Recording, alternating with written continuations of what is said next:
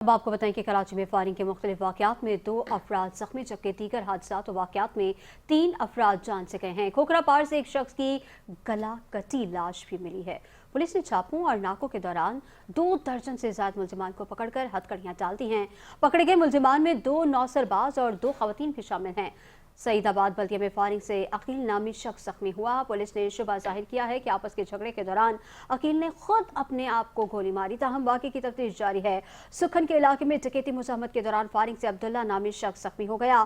खोखरा पार number 4 में वाक़े कब्रिस्तान से एक शख्स की गला कटी लाश मिली है, जबकि गुलिस्तान जौहर ब्लॉक 12 में घर के अंदर पानी के टैंक में एक शख्स डूबकर जाँ बहक हो गया। पुलिस का कहना है कि मुतवफ़ी जहनी मरीज था।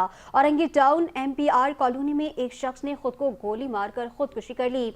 मोमनाबाद पुलिस ने शहरी से रकम ऐंठने वाले 2 मुलजिमान को CCTV फुटेज की मदद से गिरफ्तार कर लिया। पकड़े गए मुलजिमान के तीसरे साथी की तलाश जारी है। साउथ पुलिस ने मुख्तलिफ इलाकों में मुनशियात फरोशों और फहाशी के अड्डे पर कार्रवाई करते हुए 10 मुलजिमान को गिरफ्तार करके मुलजिमान से 2 खवातीन भी शामिल हैं।